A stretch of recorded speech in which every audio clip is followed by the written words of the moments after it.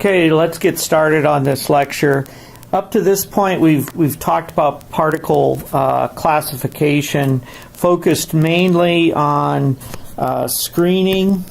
Let's get my pen here. Where's my pen? Oh, there's my pen. Screening, sometimes referred to as sieving. But that technology is mainly reserved for crushing, where we're talking about larger particle sizes. As we get to finer particle sizes, we're going to have to look at different devices, almost always involving water or a liquid medium, simply because we can exploit settling differences on particles to help us classify them by size.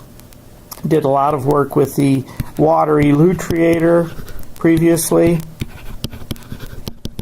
And the water elutriator is great because it helps us understand particle settling velocities and how to exploit that. But from an industrial utilization standpoint, not so good are the water elutriators. We're going to use the same concepts with the actual devices that are used. And today we're going to look at two devices. One is the mechanical classifier.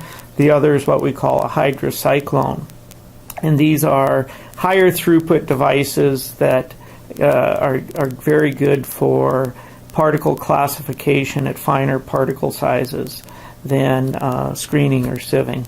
So these are slurry-based devices. So this, for example, the feed here would be coming from a ball mill, for example.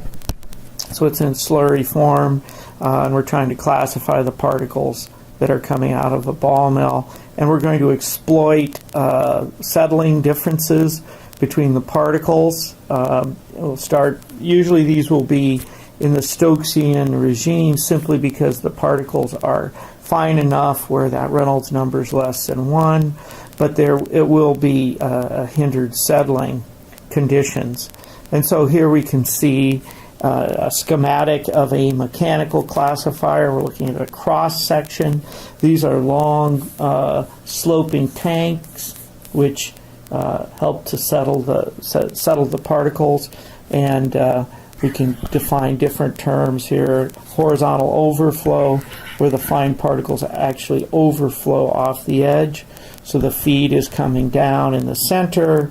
The coarse, dense particles tend to settle down in a hindered settling zone under hindered settling conditions, and they consolidate in a so-called dead bed zone and are removed up and out of this long sloping tank.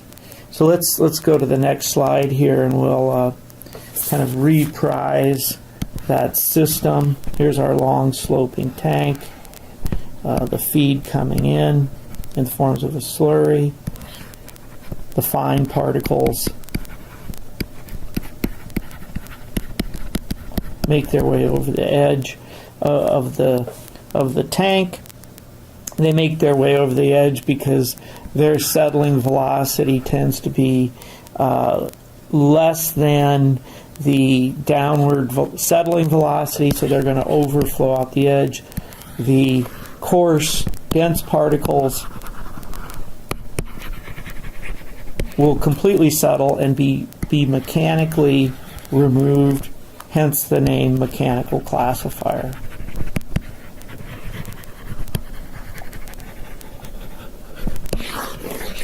Okay, so that's the general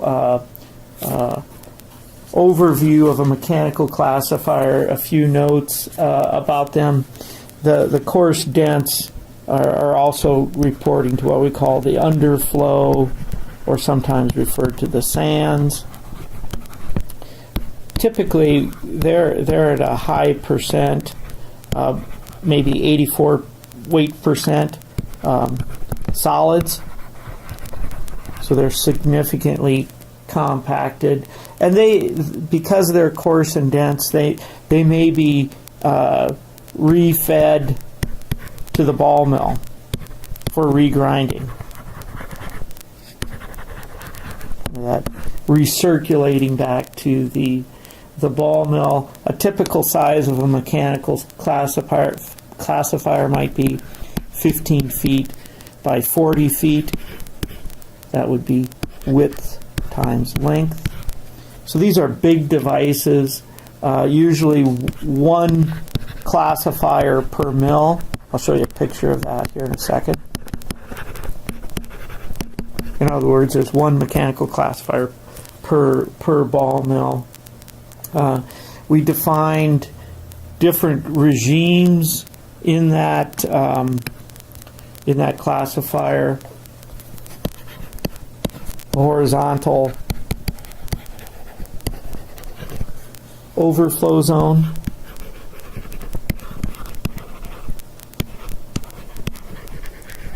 This would be free settling of fine particles.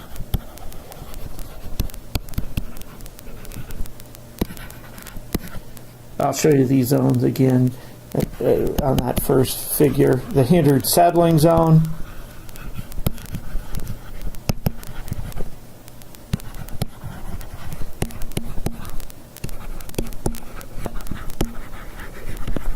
Here these might be 10 weight or volume percent solids, but hindered settlings occurring.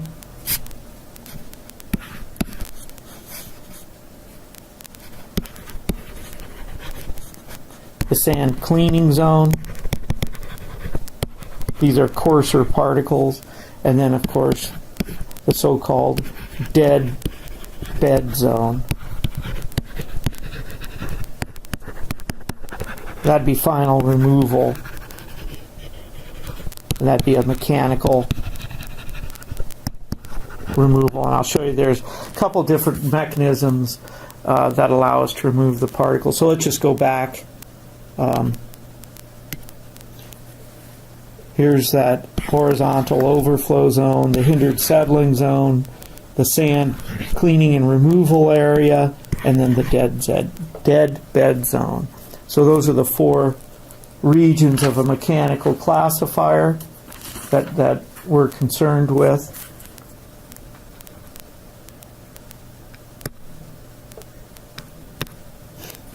So a few other things to note about the mechanical classifier.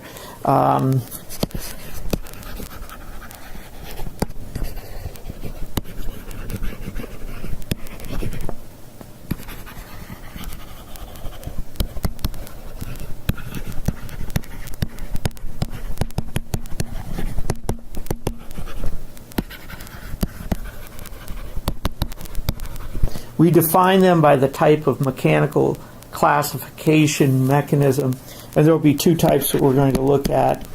One is the spiral classifier, uses a spiral mechanism to remove the solids.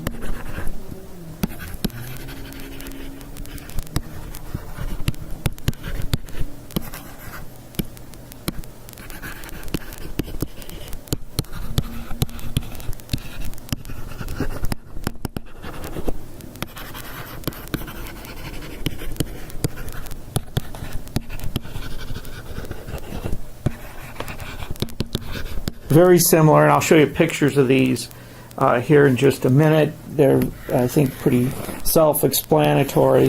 Those are the two types: the spiral classifier that has a spiraling mechanism to remove the solids out of that dead bed zone, and then the rake mechanism to remove the solids from the dead bed zone. So let's take a look at some of these. Here first is the spiral classifier. Those are the two types we just talked about. Here would be our overflow weir with those fine light particles. The feed's entering somewhere in the center. So the fine particles make their way out of the classifier that way, and those coarse dense particles then are down here in the dead bed zone. And here is a mechanical spiral that moves those solid particles up and out of the device. Now, a couple things about the mechanical classifiers. They tend to have a large footprint relatively large footprint in the mill. In other words, they take up a lot of space. And space costs money. So from an overhead standpoint, not necessarily a good thing. And the other item to note is that they are mechanically intensive. In other words, high maintenance costs.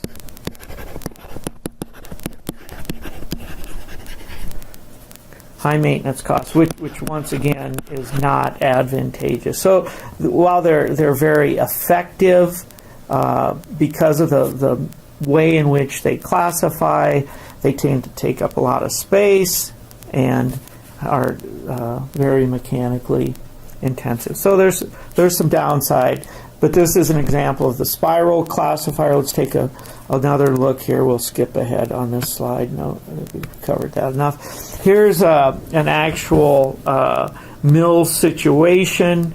We're showing two spiral classifiers here in the mill, side by side, each one beside a ball mill.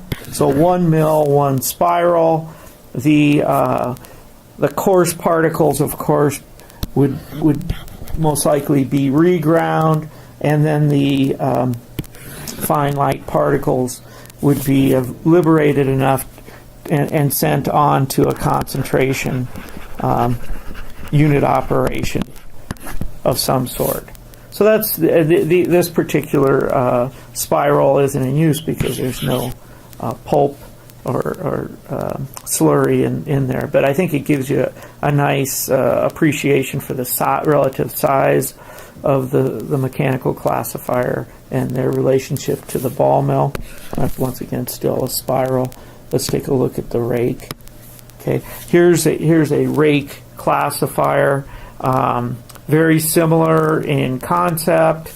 We have our overflow weir. We've got the dead bed zone where the solid, coarse, dense solid particles would move up and out, and the fine particles going over to the overflow weir. The big difference is this raking mechanism where it comes down, pulls the solids up, comes down, pulls the solids up, and it's mainly just that simple, the difference between the spiral and the rake. And there really isn't a great advantage of one over the other. Note here that they have a large footprint, and by far the hydrocyclone has really removed a lot of mechanical classifiers from modern mills. They tend to just be more efficient. There are certain ores, though, where mechanical classifiers work very well simply because of the way the particles comminute.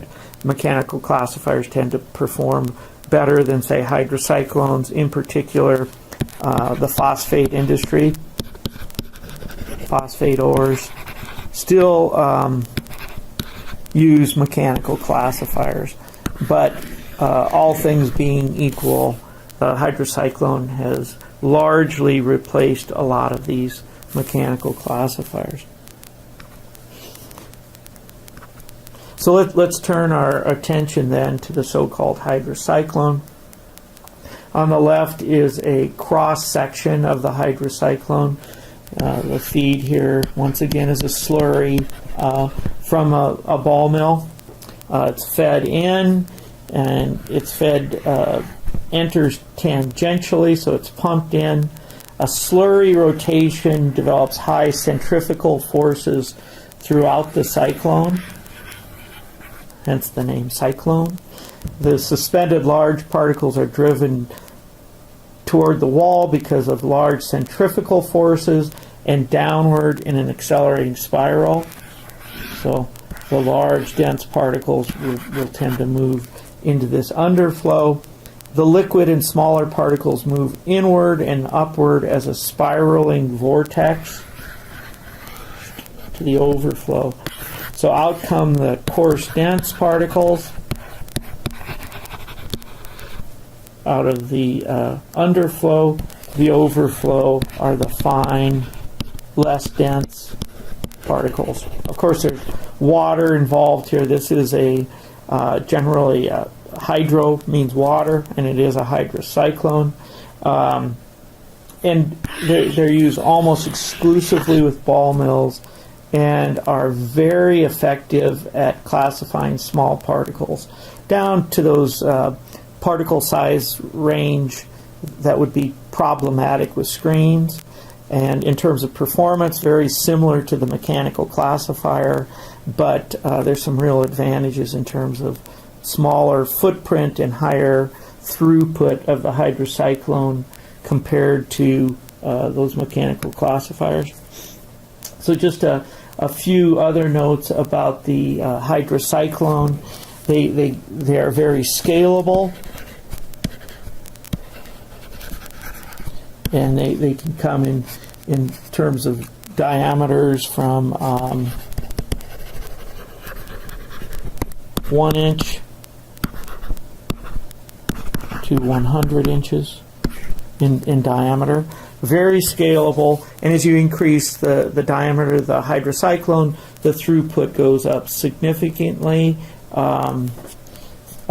Few other notes: the pressure drop within hydrocyclone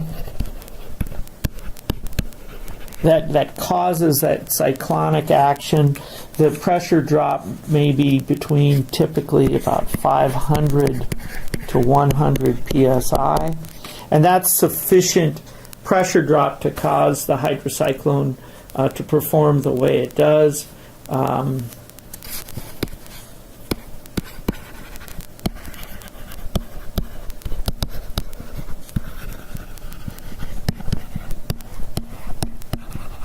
Typically, they can classify particles down to about 5 microns in size. So a very tremendous range of separations that are possible, and we'll talk about design considerations here in just a minute. How we allow particle size to be classified, but in terms of a mill van situation, you may have a ball mill,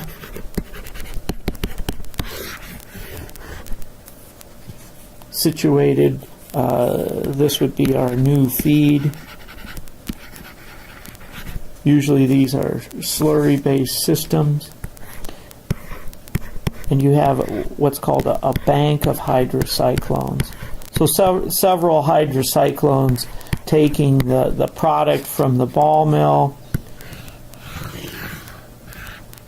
that oversized particles, the underflow out of the hydrocyclones, regrinding occurs, and then the undersized particles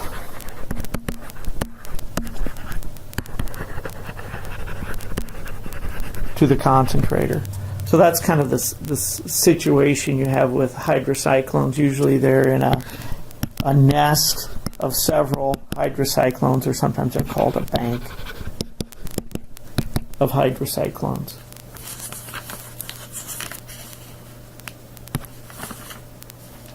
A few other notes about the hydrocyclone.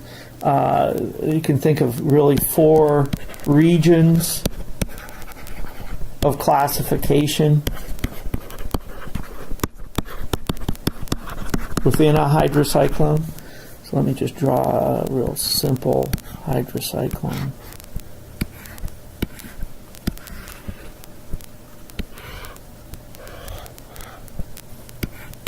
That's our feed. Of course, we've got particles coming out the top, those fine particles out the top, the coarse particles out the bottom. You can define one region, we'll call it A, is unclassified feed.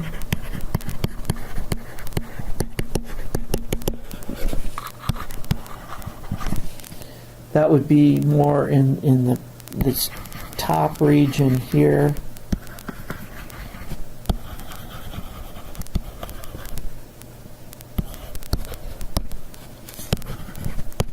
The second region would be kind of coarse particles.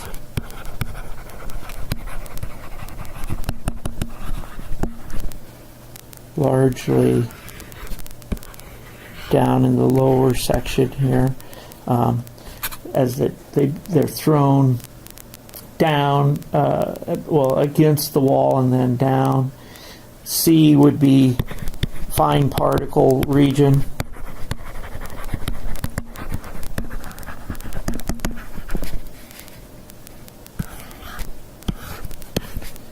Within this outer tube that comes down, and this tube is called a vortex finder.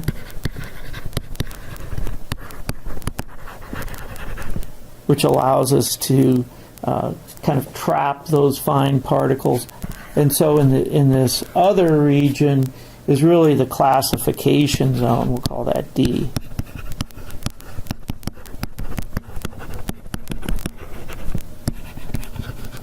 Kind of these inner lobes, that would be region D. So a couple other notes about the hydrocyclone.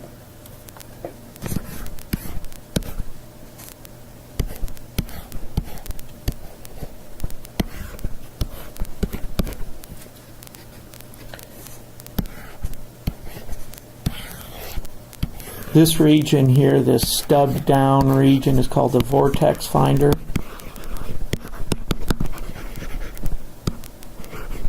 Vortex finder. It allows, we can vary the size of that to collect different size particles. Its diameter then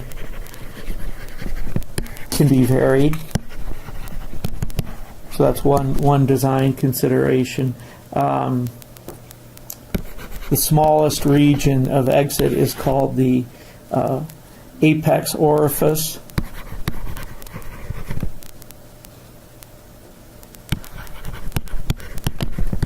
Here down at the bottom. So those are really kind of the nomenclature, the apex orifice at the bottom and the so-called vortex finder at the top of the hydrocyclone.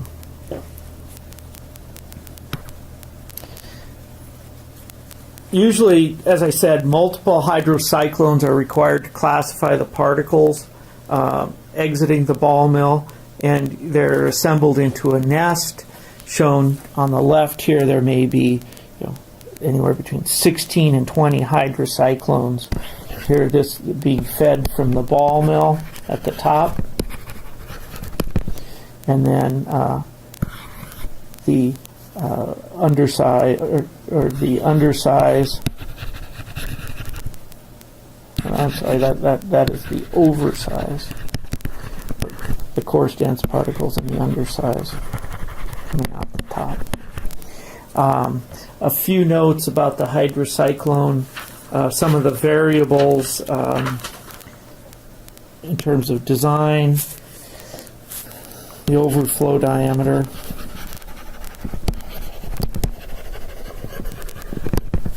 D naught, usually in terms of centimeters, the inlet diameter,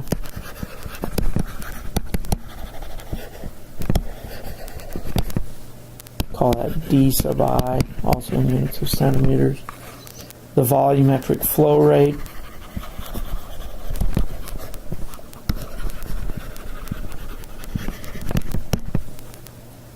Q, meter cubed per hour. So that's our volumetric flow rate of our slurry.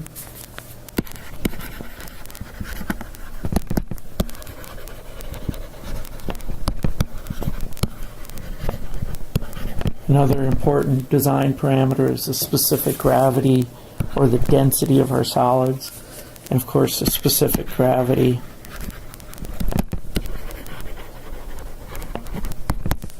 of the liquid, almost always water with the hydrocyclone.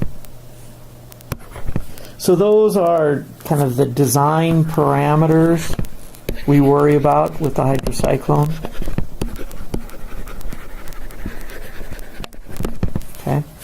In the 1950s, kind of the godfather of the hydrocyclone was a gentleman named Don Dahlstrom. I'm going to put a double star by Don Dahlstrom. He was the kind of the inventor of the hydrocyclone, who I actually got to know when I was in graduate school. And we'll throw out a quiz question here, kind of embedded in this lecture, and it is, who is the inventor or the godfather of the hydrocyclone? The correct answer is Don Dahlstrom. Don Dahlstrom used these design parameters: the overflow diameter, the inlet diameter, the volumetric flow rate, the specific gravity of the solids, the specific gravity of the liquids, and developed a design equation to determine or to predict the hydrocyclone performance. Came up with a parameter called D50. That's the particle size where 50%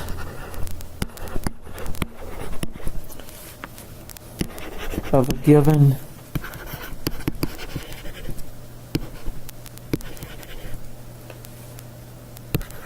size reports to the overflow, and 50% reports to the underflow. So the separation in the hydrocyclone is never perfect, but Dahlstrom defined this quantity of D50, the particle size diameter, where 50% of a given size reports to the overflow and 50% reports to the underflow. And that equation then, using those parameters that I defined on the previous page, was that the D50 size was equal to 13.7 times D naught times DI to the 0.68 power divided by that volumetric flow rate to the 0.53 power times the specific gravity difference between solid and liquid to the 0.5 power. And Dahlstrom, this is an empirical equation that he developed that could be used to predict the D50 value. To help with that a little bit, he developed a so-called performance curve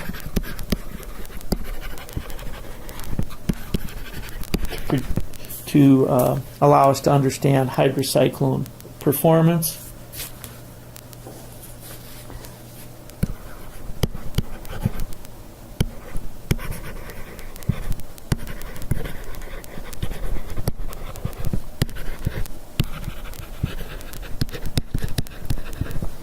Here the y-axis is the percent of feed reporting to the underflow.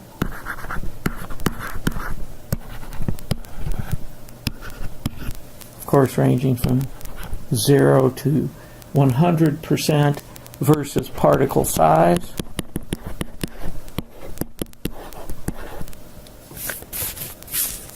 Increasing from left to right. So a hydrocyclone performance curve always has this kind of S shape. Of course, we would like it to be more of a step function or a perfect classification. But here would be, by the Dahlstrom definition, our D50, where 50, somewhere more like in here with that 50%. I was off a little bit. But that would be our D50, where 50% of the feed is reporting to the underflow, 50% to the overflow. But Dahlstrom was able to come up with a very nice design equation for D50 that allowed us to predict hydrocyclone performance.